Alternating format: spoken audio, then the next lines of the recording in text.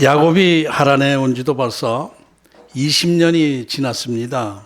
처음 7년간은 라헬을 아내로 맞이하기 위해서 속아서 7년간 종노릇을 했고, 두 번째 7년은 이제 진짜 라헬을 아내로 준 것에 대한 대가를 치르기 위해서 7년간 종노릇하고, 14년째 이제 되면 이제 아내 둘을 얻는 지참금에 대신 노동하는 것은 끝나는 것이죠. 그때 이제 라헬이 처음으로 자식을 낳습니다. 요셉을 낳게 되죠.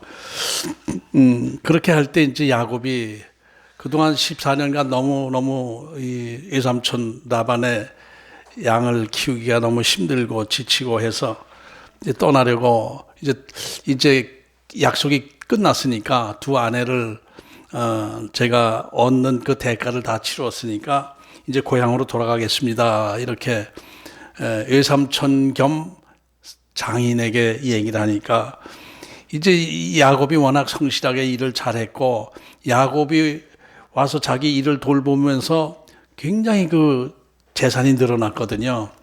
아주 큰 부를 얻게 되었습니다. 그러니까 이제 라반이 자기 욕심을 채우려고 요셉을 붙잡습니다.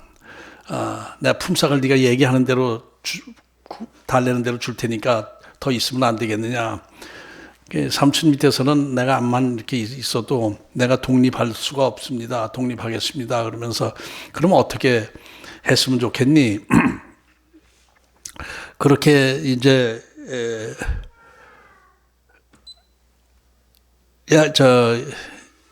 라반이 물을 때에 그 품삯 대신 이렇게 해주십시오 하고, 얼룩진 것, 양이나 염소에서 얼룩진 것, 점 있는 것, 이런 것들은 제 소유가 되게 해주시면 고맙겠습니다. 그랬어요. 근데 라반이 생각하기에 그것은 자기에게 손해가 결코 없어요. 그 점 있는 거나 뭐 아롱진 거 태어나는 그 확률은 10%도 안 되니까 20% 정도를 자기 수입으로 달라고 해도 줄 수 있는 것인데 10%도 안 되는 주장을 하기 때문에 흔쾌히 승낙합니다. 그래, 그렇게 하자. 그래, 지금부터 그렇게 하도록 하자. 그리고 나서는 바로 또 머리가 돌아가서 지금 현재 이 야곱이 키우고 있는 그 양떼들, 염소떼들 중에서 얼룩진 거, 점 있는 거, 뭐 하여튼 좀 애매한 것들, 색깔 있는 것들은 다 빼서 아들, 야, 큰아들 너 일로 와서 이거 다 저기 가지고 와서 저 멀리 한 3일 거리 떨어져 격리시켜라. 이 야곱이 키우는 염소떼, 양떼하고 격리시켜서 키워라. 그리고 이제 완전히 하얀 색깔, 까만 색깔, 단색 있는 것만 이제 야곱에게 주면서 오늘 이후로 여기서 얼룩진 거 태어나면 그건 네가 가져라. 이렇게 했어요. 아주 완전히 격리시켜서 아주 그냥 순수한 색깔, 하얀 거, 까만 거 요거 있는 것만 주면서 거기서 얼룩진 거 태어나면 너 가지라고 이렇게 한 거예요. 격리시킨다고 해서 이게 되겠습니까? 하나님이 야곱과 함께 하실 때에 그 뭐 격리시킨다고 해서 그게 되지도 않죠. 지금 뭐 아까 집사님 기도하실 때에도 뭐 이 신종 코로나 뭐 바이러스 그게 막 퍼져 나가는데 그러니까 이제 그냥 그 확진자 근처에서 이제 접촉했던 사람은 다 격리시키잖아요. 다 격리시켜요. 그런데도 또 어서 알지 못하는 사이에 또 누가 또 이렇게 접촉을 하고 그냥 막 천지사방으로 다니고 이렇게 해가지고 만난 사람들, 그걸 어떻게 우리가 관리를 해요? 하나님이 지켜주셔야 돼요. 난 가만히 생각하면 그 같이 접촉했더라도 안 걸리는 사람이 있고 또 좀 모르고 그냥 스쳐 지나간 것 같은데 또 이제 걸리는 사람이 있고, 이게 하나님이 하시는 것이다 라는 그런 생각이 들더라고요. 그래서 잠깐 어디 나갔다 올 때도 그 마스크 쓰고 나는 그 마스크 쓰는 거 참 아주 귀찮아서 안 쓰고 이렇게 다니는데 그러다 보니까 좀 약간 겁이 나더라고요. 사람 만나면. 그래서 옆에 사람이 지나가면 숨을 안 쉬어.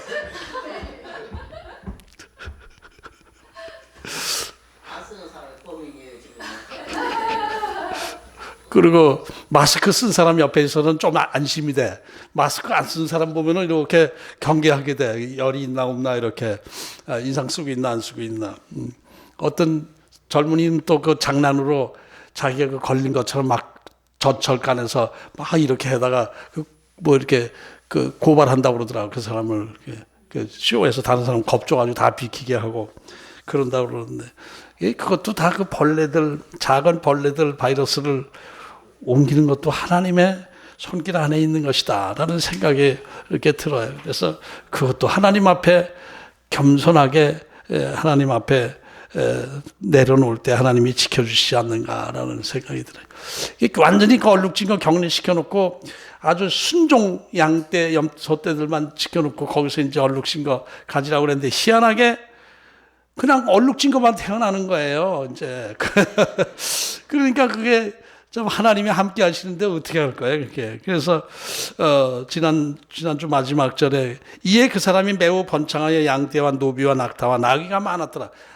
6년 사이에 큰 부자가 된 거예요. 그렇게 되니까 라반의 아들들조차 이제 야곱을 질투하면서 우리 아버지 재산을 제가 다 뺏어갔다, 이러면서 미워하게 되는 거예요. 또 라반도 신기하게 자꾸 자기 재산보다, 농장 주인 자기보다 더 재산이 자꾸 늘어나니까 좋지 않게 마음이 편하지 않지 않습니까? 저 같아도 마음이 불편할 거예요.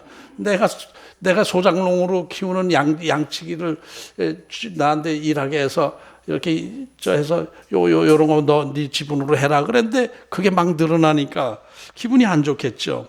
태도가 아주 살벌해지고 아주 힘들게 된 거예요. 오늘 본문 7절을 보게 되면은 그대들의 아버지가 나를 속여 품삯을 10번이나 변경하였느니라. 그러나 하나님이 그를 막아서 나를 해치 못하게 하셨으며, 그 다음에 8절에도 그가 이르기를 점 있는 것이 내 삭시되리라 하면 온 양떼가 낳은 것이 점 있는 것이요, 또 얼룩무늬 있는 것이 내 삭시되리라 하면 온 양떼가 낳은 것이 얼룩무늬가 있는 것이니, 이렇게 돼서 10번을 7절에 10번을 변경했다.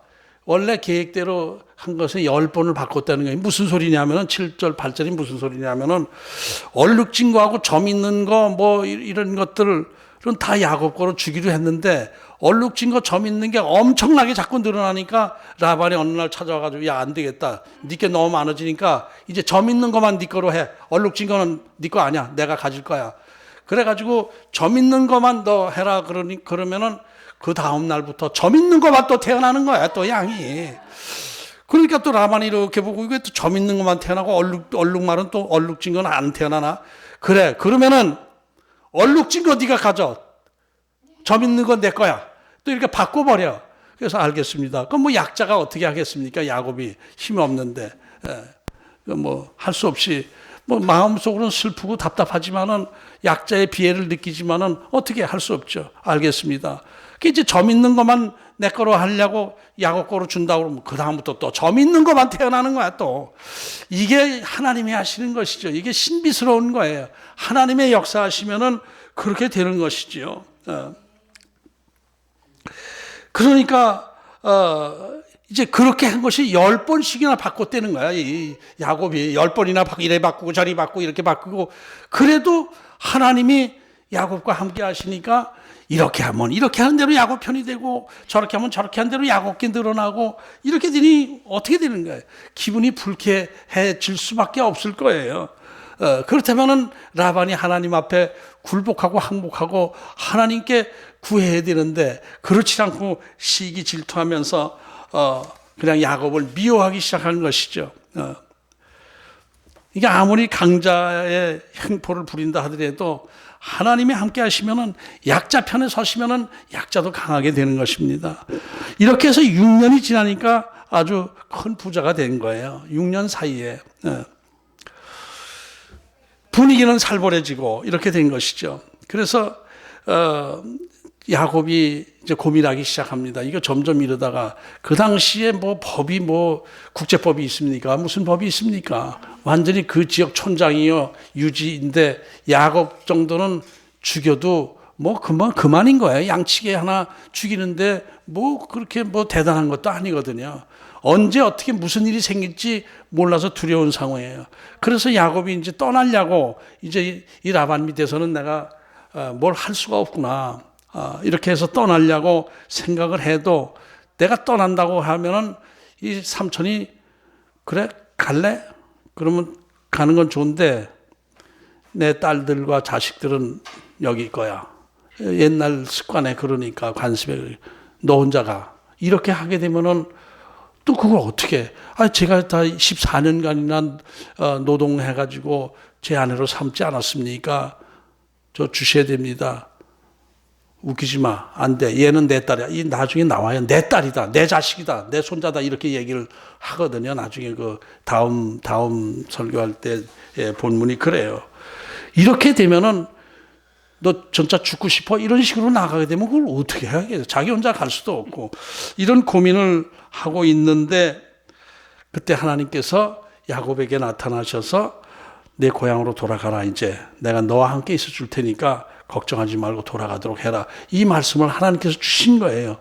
그러니까 이 하나님께서 직접 이렇게 말씀을 주신 것은 정말 오래간만이죠. 한 20년 베델에서 하나님 만나고 나서 사닥다리 하나님 만나고 나서 또 말씀을 이렇게 주신 거예요. 오랫동안 하나님과 직접 교통하지 못하고 지내다가 하나님께서 말씀을 주신 거예요.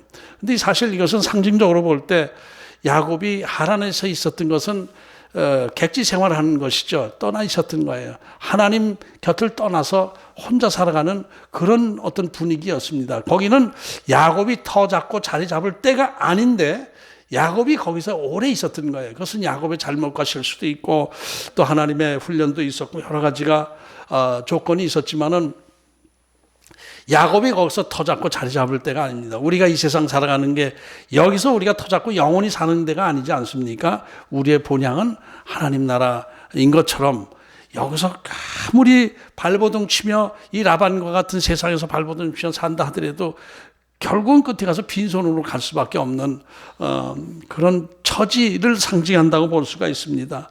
거기서 이제 그렇게 야곱이 20년간을 있었을 때 하나님께서 나타나서 말씀을 주시는데 12, 13절을 보면은 이제 나는 베델의 하나님이다.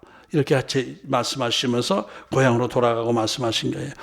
베델의 하나님. 20년 전 그 사건이 생각이 나는 거예요. 형 에서를 피해서 이제 허겁지겁 도망 나와서 3, 4일쯤 되었을까? 한 광야에서 저녁이 되어서 거기서 돌베개에 베고 자면서 잘 때에 하나님께서 꿈에 나타나셔서 사닥다리가 보이고 사닥다리 맨 위에 하나님이 보이시면서 그때 그 하나님이 엄청난 축복의 약속을 해 주셨던 기억이 나는 거예요.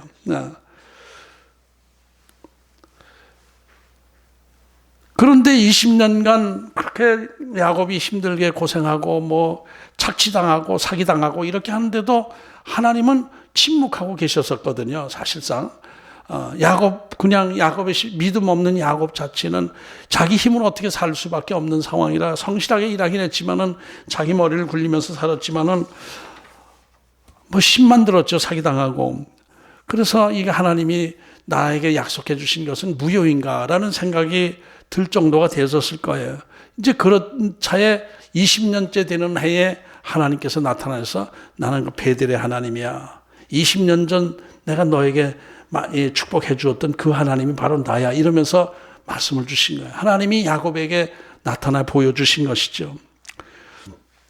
창세기 28장 10절 후에 보면 쭉 그 약속하신 말씀이 있는데 한번 다시 뽑아서 생각해 보면은 봉독해 보면 내가 너와 함께 있어 내가 어디로 가든지 너를 지키며 너를 이끌어 이 땅으로 돌아오게 할 것이다. 내가 네게 약속한 모든 것이 다 이루기까지 너를 떠나지 않을 것이다. 아브라함에게 약속해 주셨던 축복 가나안 땅을 다 너와 네 후손에게 주겠다 이렇게 하시면서 내가 끝까지 너와 함께 할 것이다. 돌아올 때까지 너를 지켜주고 함께 할 것이다. 그래서 꿈에서 깨고 나니까 여기 황량한 벌판 나 혼자 있는 줄 알았더니 바로 여기가 하나님 계신 곳이네. 하나님이 여기도 계셨구나. 이 황량한 벌판 속에 하나님이 계셨구나. 바로 여기 하나님의 집이네. 베델이네. 베델이다. 베드엘 하면 그건 엘이 하나님이니까 집이고 베트는 집이고 베델이다. 하나님의 집이다. 이렇게 생각을 하고 감탄하면서 자기가 돌베개 삼았던 그 돌을 세워서 기둥 삼아서 거기서 기름은 좀 어디서 있었는지 기름을 붓고 예배하면서 이제 하나님께서 정말 말씀해 주신 대로 평안히 제가 이 고향으로 돌아올 수만 있게 해 주신다면은 여호와 하나님은 나의 하나님이 될 것이고 이 자리가 바로 진짜 베델 하나님의 집으로 만들어서 제가 예배할 것이고 하나님께서 저에게 주신 것의 10분의 1을 하나님 앞에 다 드리겠습니다. 이렇게 서원을 하고 기쁜 마음으로 가뿐한 발걸음으로 두벅두벅 힘차게 하란 땅까지 오게 되었던 것이지요. 그러면 그때부터 하나님이 그러면서 보라 저 우물이 있지 않냐며 할 정도로 그때까지도 이 하나님이 함께 하신다는 것을 느끼면서 봐 저기 하나님이 약속하셨던 우물이 있네 여기서 뭐 만날 것이다 막 이렇게 되는데 그 다음부터 모든 것이 형통하게 순조롭게 술술술 풀려나갔냐면 그렇지는 않아요. 라반이 자기보다도 더 고수였어요. 더 강팍하고 더 욕심쟁이 라반이었어요. 자기보다 더 고수를 만나서 거기서 사기를 당해 7년 동안 사기를 당했어요. 그래서 또 7년을 더 일하면서 14년간을 완전히 노예 비슷한 종노릇하면서 이제 진짜 힘겹게 생활할 때 야곱이 언제 그렇게 종노릇하면서 살았나요? 부자 부모 밑에서 편하게 지내다가 14년간을 그 중노동을 하면서 또 그렇게 하면서도 뭐 양 한 마리가 또 뭐 늑대에 물려 죽거나 그러면 또 그걸 물어내라고 그러고 하여튼 이런 아주 그냥 힘든 상황에서 14년을 보냈을 때 하나님은 한 번도 안 나타나셨거든요. 근데 그 다음에 독립하고 나서 6년째에는 하나님 신비스럽게 하나님이 이렇게 저렇게 해주셔서 하나님이 꿈에 보여주신 대로 하게 되면 그대로 얼룩진 게 나오고 점 있는 게 나오고 이렇게 해서 하나님의 도우심이 있어서 이제 부자가 되긴 했는데 근데 그러면 그 편안해야 되는데 이 라반 외삼촌과의 관계가 굉장히 살벌해진 거예요. 외삼촌 그 아들들까지 자기를 미워하고 그러니까 거기에 진짜 우리 옛날 속담에 보리쌀이 서말만 있어도 처갓집 생활은 하지 말라고 그런 말이 있어요. 보리 서말만 있어도 처갓집에 얹혀 있지 말라 떠나라 이렇게 하는데 이 처갓집 안에서 그렇게 냉대받으면서 이렇게 있게 된 거예요. 그러니까 돈은 좀 재산은 좀 불어났다 하더라도 또 다른 문제가 생기고 진짜 목숨이 재산뿐만 아니라 목숨까지 잃을 가능성도 없지 않아 있는 상황 속에서 벌벌벌 떨면서 눈치 보면서 있게 된 거예요. 그때도 하나님께서 직접 나타나서 말씀을 주시진 않았어요. 그러다가 20년째 될 때에 내가 너와 함께 있을 테니까 이제 내 떠나온 고향으로 가도록 해라. 내가 널 지켜줄 것이다. 이렇게 해서 목숨은 하나님께서 지켜주신지는 몰라도 항상 불안정한 삶을 살아서 20년간 하루도 마음 편안한 날이 없었어요. 자기 있을 자리가 아닌 거예요.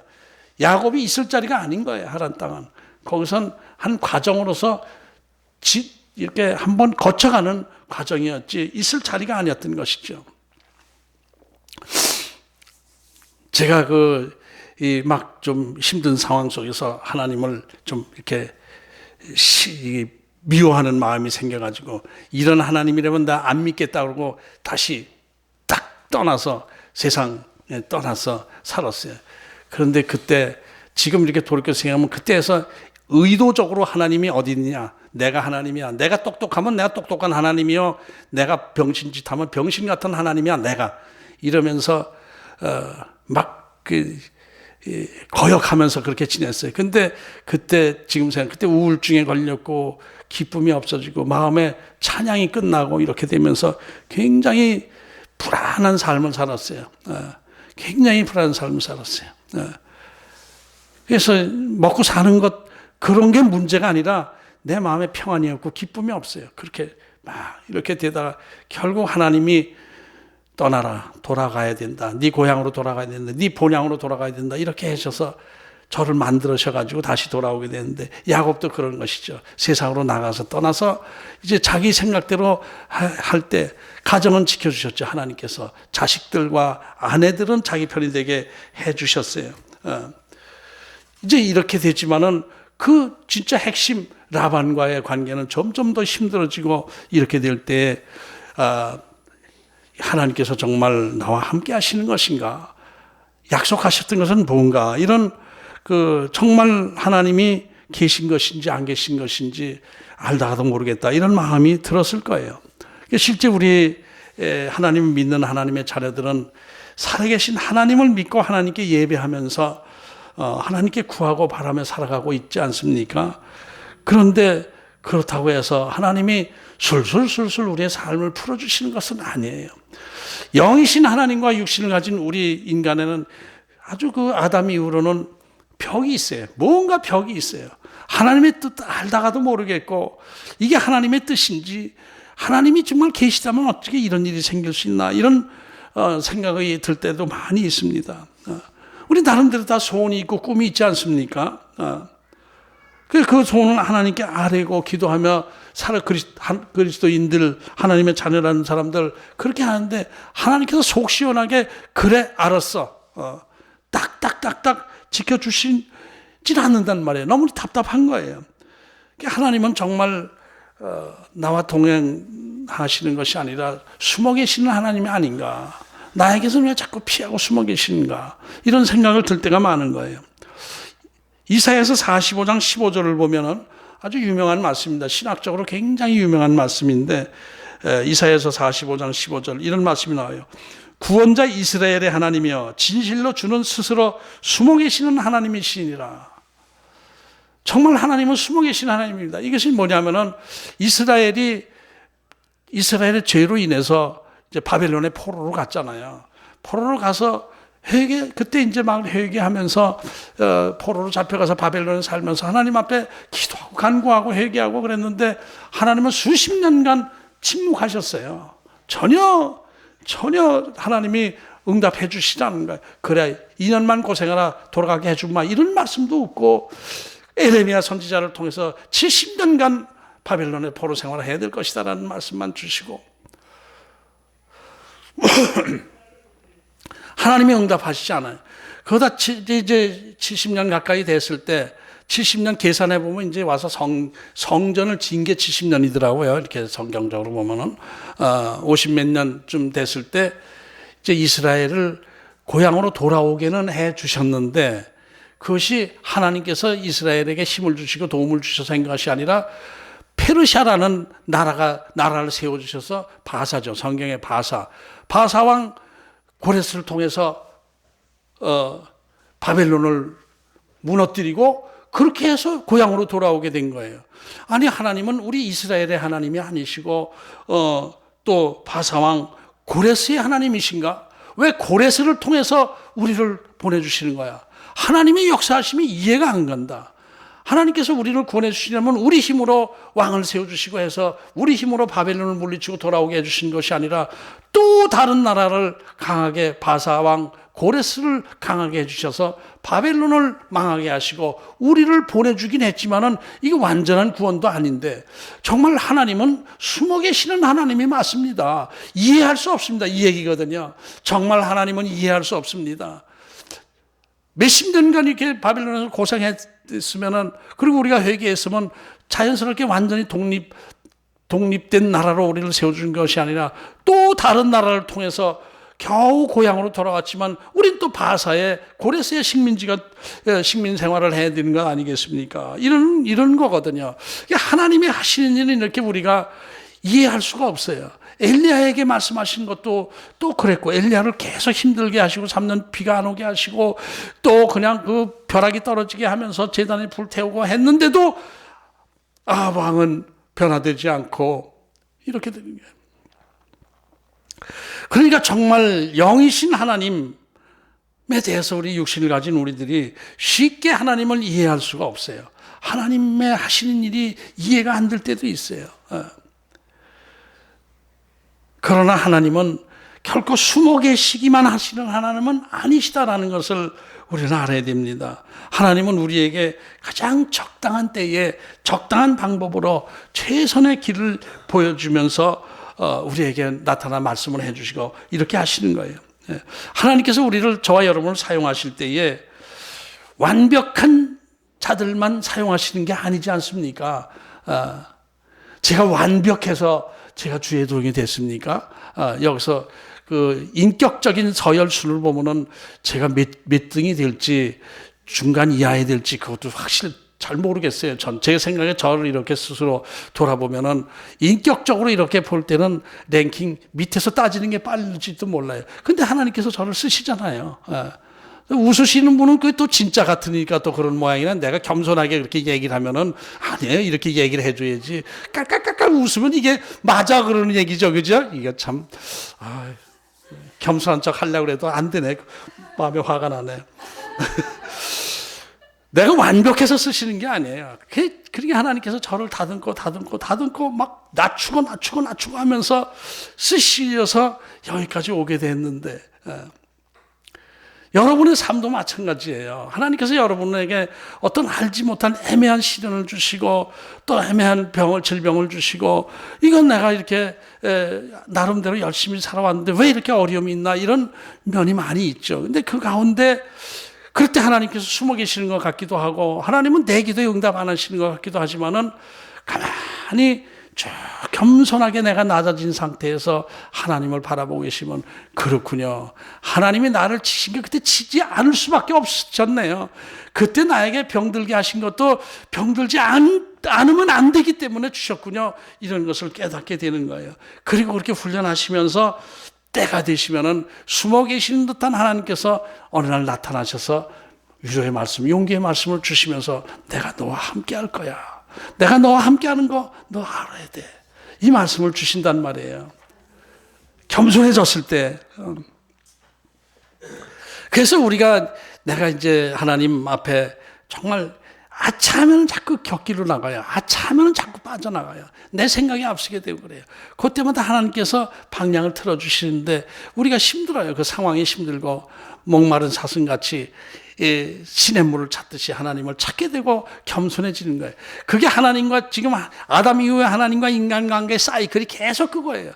내가 교만해지면 하나님께서 나를 낮춰서 꺾어놓으시고 그 다음에 하나님을 찾고 구하고 그러면 다시 세워주시고 또 세워주시면 또 교만해지고 이렇게 하면서 이게 사이클이 계속되어 왔던 것이죠. 그 과정에서 하나님은 숨어 계시는 하나님처럼 보일 때가 있고 안 계시는 하나님처럼 보일 때가 있어요. 그러나 좋으신 하나님은 반드시 약속하신 것을 지켜나가고 가장 좋은 때에 우리를 다듬어 가시면서 우리를 세워나가시고 힘을 주시고 복을 주시는 하나님이신 것을 우리가 믿어야 될 줄로 압니다. 제 아는 친구가 있는데 몇 번 제가 설교할 때 얘기한 친구입니다. 정말 대단한 이 강한 친구입니다. 아주 세상적으로는 호걸이요 정말 유능한 사람이었어요. 그런데 이 친구가 아주 안티크리스찬, 정말 대단한 안티크리스찬이에요. 하나님 얘기만 하면 벌써 눈에 살기가 팍 돌아요. 이 연병할 새끼 시끄러 이렇게 딱. 제가 그냥 막 처음에 너 예수 믿어야 돼. 그러니까 그냥 거기서 그 장례식 두고 장례식에 가가지고 이제 얘기를 하다가 그랬더니 이 연병할 놈의 새끼, 이 새끼도 미쳐버렸네. 그러고 그냥 막 그냥 욕을 하고 때리고 전도하다 맞았다고 내가 또 같이 때릴 수는 없잖아요. 그러니까 이렇게 울면서 맞고 그런 적이 있었는데 연병할 새끼. 친구인데 그 오래된 친구 나를 많이 도와준 친구죠. 그런데 이 친구가 아주 극한 상황에 빠져 굉장히 어려워. 2중, 3중, 4중으로 막 어려움이 계속되는 거예요.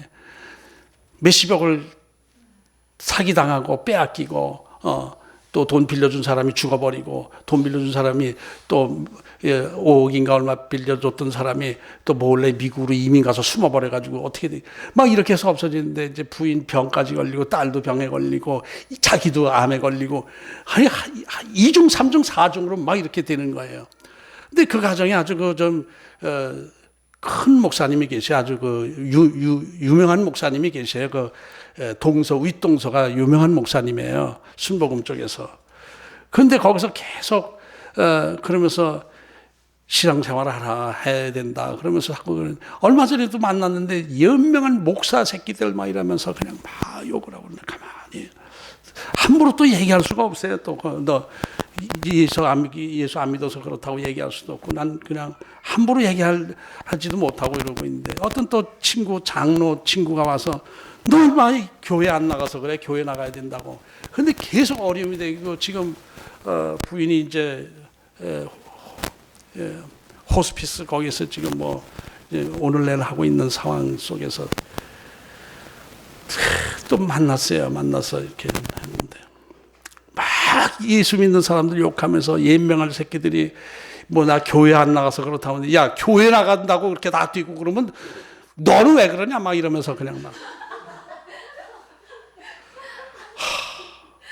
그러면서 그냥 막 이렇게 그러다 이제 그리고 내가 또 거기서 또 뭐라고 그러면 뭐 쌈밖에 안 되니까 그냥 뭘 그 목사님이 너에게 뭘 얼마나 잘못했다고 그렇게 연병하고 그러고 그러냐.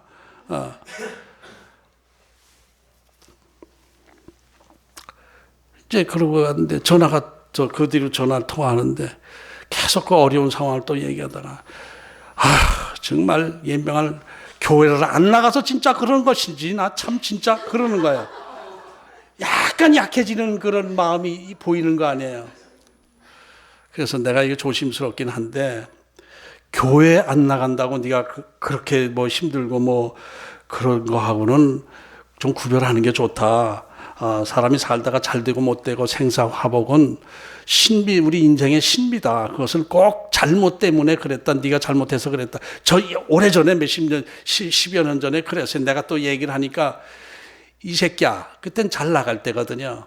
내가 하나님을 지금 욕할 테니까 하나님이 나 벌 주나 안 주나 해봐라. 그리고 그냥 쌍소리로 그냥 막 식사하는 중에 막 쌍소리를 하는 거야. 그러더니 야 어때? 나 죽여? 하나님이 계시다면 나 이때면 나 죽이지 나 살리겠네 저렇게 욕을 하는데 그러던 친구예요. 근데 조금 정말 교회를 안 나가서 그러는 거 아네. 참 이거 정말 이렇게 얘기하는 건 약간 뭔가 이렇게 흔들림이 있는 것 같아서 조심스럽게 얘기를 했죠. 하나님은 영이시기 때문에 우리 눈에 보이지 않는다. 그리고 영이시고 우리는 육신이기 때문에 하나님의 그 모든 계획과 뜻을 우리가 다 알 수는 없다. 그래서 네가 교회 안 나가서 뭐 그렇게 된다고 난 솔직하게 그렇게 얘기하고 싶지는 않다. 그건 아니다. 그것이 답은 아니야.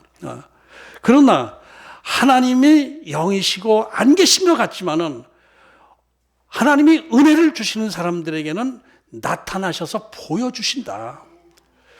하나님이 나타나서 보여주시기 때문에 나는 믿는 거야. 너는 아니라고 하지만 나는 그래서 믿고 있는 거야. 내가 정신 이상자가 아니지 않느냐. 근데 보이지 않는 하나님을 있다고 그러는 것은 하나님이 영적으로 나에게 보여주시고 해서 나는 하나님이 계신 것이고 이 하나님이 우리의 생사 화복을 주관하시는 것, 이것은 틀림없는 것이다. 그래서 하나님을 만나야 되고 하나님 앞에 항복해야 돼. 하나님 앞에 항복할 때 하나님이 복을 주셔. 그것만은 틀림없어. 너 복 많이 받았냐? 그러더라고. 나는 얼마나 복 받았는데 내 마음이 평안하고 너처럼 그렇게 막 힘들지 않잖아. 평안하고 또 하나님 앞에 하나님의 일을 감당하게 해주시고 나는 하나님 앞에 굉장히 복을 받았다고 생각을 해. 네 보기에는 아닐지 몰라도 그리고 내가 더 겸손해져야 될 것이고 하나님께서 나를 더 겸손하게 낮추시기 위해서 나에게 좀 어려움을 주신다고 생각을 해서 나 더 겸손하려고 애쓰고 너에게 내가 하나님이 너 벌 주셔서 너 그렇다는 얘기 안 하지 않았어. 그러니까 교회에 나가서 되는 것은 아니야. 하나님이 은혜를 주셔야 되고 복을 주셔야 하나님이 너에게 나타나셔서 네가 믿지 않는 하나님이다라고 나타나 보여주셔야 되는 거야. 그러기 위해서는 네가 겸손해져야 돼. 네가 그렇게 되니까 하나님이 나타나시지 않는 거야. 연병할 또 뭐 막 또 그래서 그래 연병이고 잼병이고 내가 할 수 있는 얘기는 이거야. 근데 단지 교회 나간다고 해서 다 풀리는 것은 아니야. 그러나 하나님을 자꾸 만나려고 찾아 들어가다 보면은 궁극적인 축복은 받게 된다고 나는 믿어. 그러니까 하나님 앞에 항복해보자라는 생각을 좀 해봤으면 어떨까라는 생각이야. 네가 그건 알아서 해. 난 모르겠어. 내가 암만 얘기한다고 네가 듣지 않는 거 아니냐. 이렇게 얘기를 했어요. 그랬더니 이제 전화로 이제 그런 거니까 전화로 주먹질을 못 하겠죠. 전화로 혼자서 이랬겠지. 혼자서.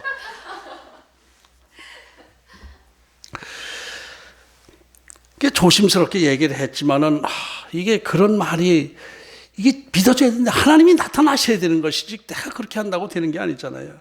이게 하나님을 살아계신 하나님으로 진짜 믿고 하나님을 경외하는 신앙, 이것이 진짜 중요하거든요. 교회 나간다 하는 사람도 진짜 하나님을 살아계신 하나님을 믿고 경외하고 하나님을 두려워하고 하나님 앞에 겸손한 신앙을 가진 사람이 많지 않아요. 우리나라 교회 그렇습니다. 교회 열심히 나가고 신앙생활 잘 한다고 하는 사람 중에도 마음속 깊이 하나님을 두려워하고 하나님을 경외하고 하나님 앞에 겸손한 신앙 가진 사람이 많지 않단 말이에요. 그러니까 이제 그러면서 또 복을 주니 안 주니 하고 하나님은 숨어 계시다 이렇게 얘기를 하고 그러는 경우가 많이 있단 말이에요. 그러나 하나님은 결코 숨어 계시는 하나님만이 아니시고 역사 속에 육신으로 화하셔서 오시는 하나님, 계시된 하나님 아니에요. 이것이 대비돼서 신학적으로 중요한 것이 숨어 계신 하나님이시다라고 구약에서 그렇게 이스라엘 백성들이 좀 원망 비슷하게 또 역설적으로 숨어 계신 하나님 같아요. 왜 이상한 일이 자꾸 생깁니까? 왜 고레스 바사 왕을 통해서 우리를 구원해 주십니까? 하나님은 하나님의 계획은 어떤 것입니까? 이렇게 숨어 계신 하나님인데 그 하나님께서 그래 나는 숨어 있지만은 않다라고 보여주신 것이 육신으로 변해서 아까 찬양할 때 그 말씀이죠. 육신으로 화해서 이 땅에 계시된 하나님이에요. 루터 칼빈이 이 숨어 계신 하나님과 계시된 하나님을 비교해서 논문 쓴 게 아주 유명한 논문들이 있어요. 숨어 계신 하나님. 근데 이제 쭉 이렇게 되지만은 숨어 계시는 하나님만이 아니고 계시되신 하나님으로 예수님께서 오셔서 우리가 예수님을 나의 삶의 주인으로 영접해드리고 모시고 살 때에 살아계신 숨어 계신 하나님이 계시된 하나님으로 변해질 것이다. 이런 이제 내용이죠. 그렇게 된 거예요. 결코 하나님은 숨어 계시는 하나님이 아니에요. 자기 생명을 버리시면서까지 우리에게 나타나 보여주신 하나님이시단 말이에요. 그 하나님을 높이고 찬양해야 되고 겸손해져야 되는 것이 우리의 삶의 자세, 신앙의 자세가 되는 거예요. 사실 숨어 계신 하나님이 이거 우리 인간들의 이기적인 생각 때문에 자꾸 그렇게 사실 숨어 계신 하나님이 아무에게나 나타나셔서 달라는 대로 다 들어주신다면 역사가 어떻게 돌아가겠습니까? 달라는 대로 다 주면은 지구가 100개 있어도 모자라요. 그렇잖아요. 내 욕심대로 달래는 다 주면 지구에 있는 이 모든 이런 것들 다 줘도 안 돼. 아유, 지구 하나 더 갖고 와야 되겠다. 모자라서 지구 2개 갖고 와야겠다. 100개도 안 돼.